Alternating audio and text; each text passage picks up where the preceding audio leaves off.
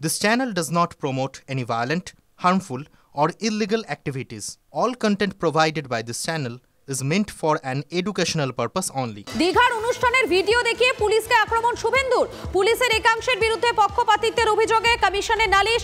মমতাকে জেতাতে আবেদন পুলিশ ওয়েলফেয়ার কমিটির। জ্ঞানেশ কুমারকে চিঠির সঙ্গে ভিডিও পাঠিয়ে অভিযোগ শুভেন্দুর। পুলিশ অফিসার কিভাবে বলছেন মমতাকে মুখ্যমন্ত্রী দেখতে চান, প্রশ্ন তুলেছেন বিরোধী দলনেতা।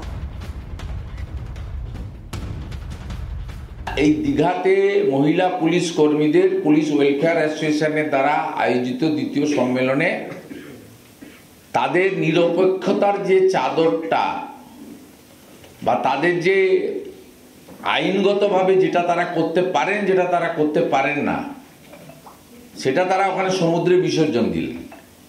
একজন সাব ইন্সপেক্টর, একজন ইন্সপেক্টর এবং একজন এসিপি তারা শুধু পুলিশ মন্ত্রী মুখ্যমন্ত্রীর প্রশংসা করেছেন তা নয়, তারা আগামী নির্বাচনে মমতা বন্দ্যোপাধ্যায়কে মুখ্যমন্ত্রী হিসেবে চতুর্থবার এই বাংলায় দেখতে চান।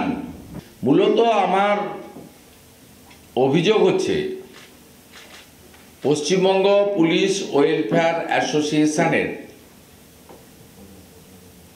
কোন সদস্যকে মডেল কোড অফ কন্ডাক্ট চালু হওয়ার দিন থেকে নির্বাচনী আচরণবিধি প্রত্যাহার পর্যন্ত নির্বাচন এবং নির্বাচন সংক্রান্ত প্রত্যক্ষ পরোক্ষ কোনো কাজে রাখা যাবে না।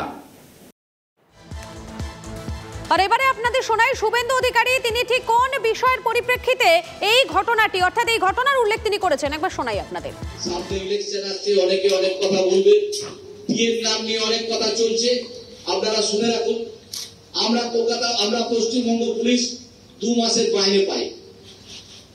সেন্ট্রাল হারে দিয়ে আমারও দাবি আছে, আপনারও দাবি আছে, প্রত্যেকেরও দাবি আছে, কিন্তু পাশাপাশি তোমরা নেবে এফিডেভিট দিয়ে বলো আজ সুপ্রিম কোর্টে যে আমরা ওই দাবিগুলো মেনে নেবো। মাইনে পেল তাদের কিছু অংশ কি একটা জায়গায় বসে আন্দোলন করছে, আসল সত্য তথ্য বলছে না।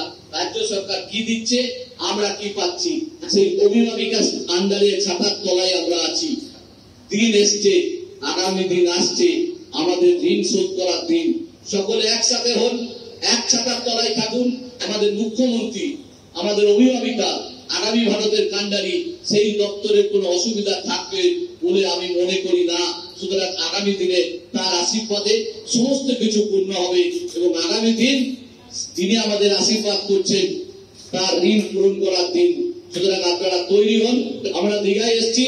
জয় জগন্নাথ এবং জয় বাংলা বলে আমি আমার বক্তব্য শেষ করছি।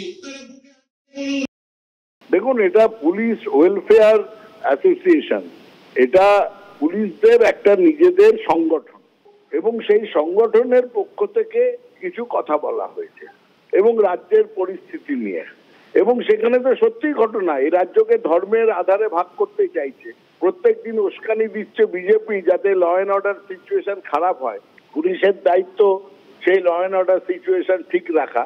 আর শুধু এই রাজ্যে তো নয়, পুলিশ ওয়েলফেয়ার অ্যাসোসিয়েশন উত্তরপ্রদেশে, রাজস্থানে তারা মানে জোর কণ্ঠে তারা বলে বিজেপির জয়গান গায়, বিজেপিকে ভোট দেওয়ার কথা বলে। সেখানে এখানকার গ্রাউন্ড রিয়ালিটি মেনে ওয়েলফেয়ার অ্যাসোসিয়েশন তাদের সদস্যরা বলেছে এই রাজ্যে শান্তি শৃঙ্খলা রাখতে গেলে মমতা বন্দ্যোপাধ্যায়ের মুখ্যমন্ত্রী হিসেবে থাকা প্রয়োজন। এতে গায়ে জ্বালা ধরছে কেন? মানুষ তো ভোট দেবে, মানুষের কাছে যান। মানুষকে যদি না বোঝাতে পারেন এই এলোমেলো অভিযোগে কিছু হবে না শুভেন্দু বাবু। লড়াই কিন্তু শুরু হলো। এই লড়াই চলবে 26শে মে পর্যন্ত, যেদিনকে আমরা আবার নবান্নে মমতা বন্দ্যোপাধ্যায়কে চতুর্থবারের মতো মুখ্যমন্ত্রী হিসাবে শপথ নেওয়া দেখব, সেদিন আমাদের লড়াই কিন্তু থাকবে। আমরা এই ভিডিও নির্বাচন কমিশনকে দেব এবং আমি নির্বাচন কমিশনকে অনুরোধ করব যে ওই প্রোগ্রামে যে সমস্ত পুলিশ কর্মী এবং পুলিশ অফিসাররা উপস্থিত ছিলেন সেই সমস্ত লোককে যেন নির্বাচন কমিশন নির্বাচন প্রক্রিয়া থেকে বাদ দিয়ে রাখে আগামী নির্বাচনে। একজন মানুষ তিনি কর্তব্য পালন করছেন তার ডিউটির সময়, এর বাইরে তার তো নিজস্ব যে অধিকার নাগরিক হিসেবে সেটা বলার অধিকার আছে। তো কোঅর্ডিনেশন কমিটি করলে খুব ভালো। রাজ্য সরকারি কর্মচারী সিপিএম করলে ভালো, বিজেপি করলে ভালো, সেই মঞ্চে গিয়ে সিপিএম বিজেপি কংগ্রেসের নেতারা নাচতে পারবেন। আর তারা তৃণমূল সরকারকে রাখা দরকার বলে তখন হচ্ছে কেন তারা বলবেন, এটা তারা বলতে পারে না। এসব কি